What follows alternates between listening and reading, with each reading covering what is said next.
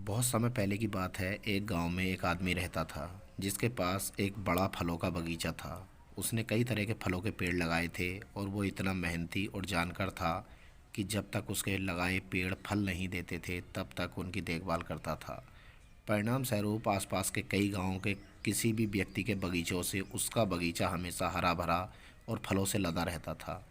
एक दिन वह आदमी अपने बेटे को लेकर अपने फलों के बगीचे में पके हुए फल तोड़ने आया ताकि वो उन्हें बेचकर पैसे कमा सके।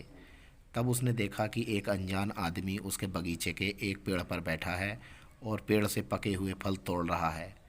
उसे बहुत गुस्सा आया और वह तुरंत चिल्लाकर बोला कि तुम मेरे पेड़ पर क्या कर रहे हो? क्या तुम्हें शर्म नहीं आती जो तुम बिना मेरी परमिशन के मेरे बगीचे से फल तोड़ रहे हो?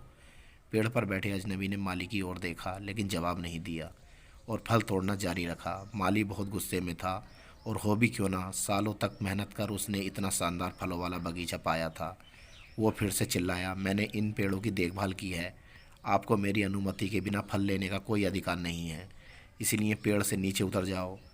वह अजनबी आदमी पहले तो कुछ नहीं बोला, पर बगीचे का मालिक जब बार बार उसे नीचे उतरने के लिए कहने लगा तब उसने उत्तर दिया कि मैं नीचे क्यों आऊँ? यह भगवान का बगीचा है और मैं भगवान का सेवक हूँ, इसीलिए मुझे इन फलों को लेने का अधिकार है।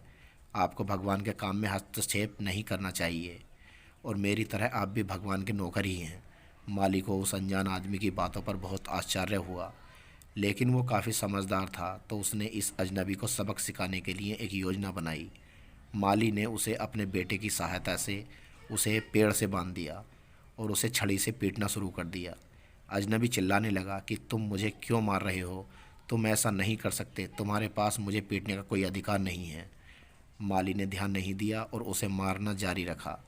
अजनबी चिल्लाया, क्या तुम भगवान से नहीं डरते? तुम एक निर्दोष आदमी को मार रहे हो। माली ने जवाब दिया कि मुझे क्यों डरना चाहिए, क्योंकि मेरे हाथ में यह लकड़ी भगवान की है और मैं भगवान का सेवक हूँ।